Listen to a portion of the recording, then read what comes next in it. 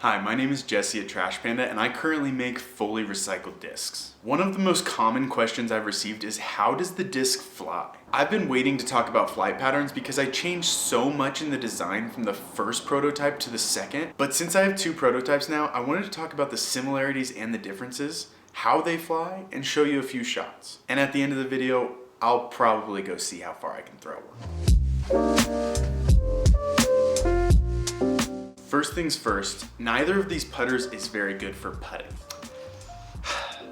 I know. Because I was trying to achieve a certain weight, both of them are thicker in the middle than most discs on the market, which means they really have no absorption and they don't get along super well with the basket. I mean, look at this.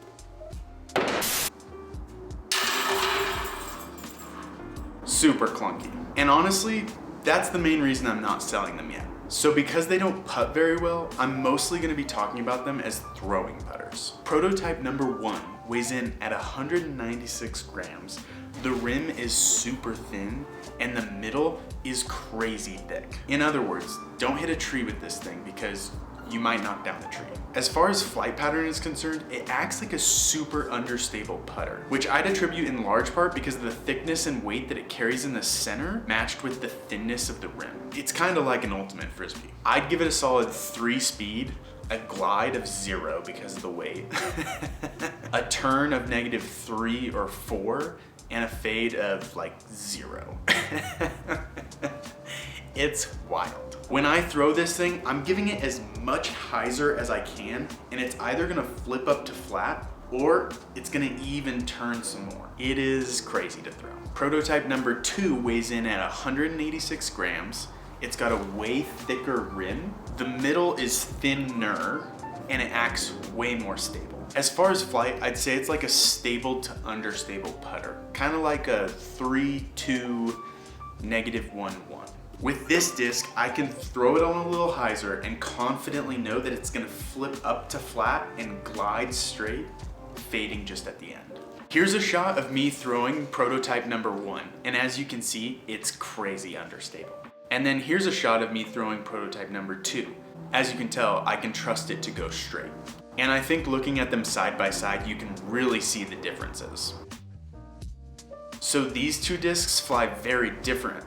But what about prototype number 3?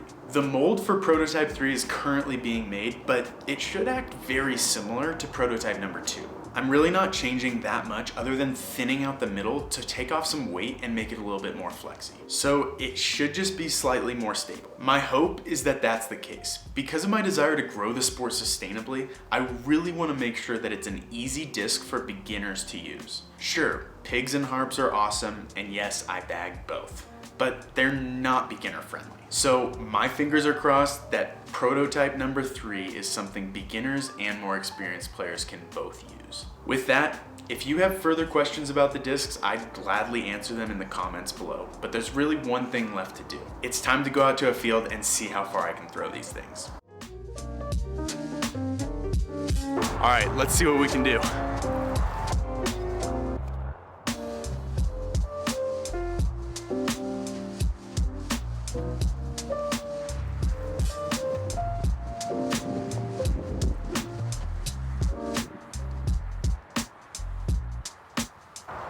Well, thanks for following along. Please subscribe to support the channel, and we'll see you next time.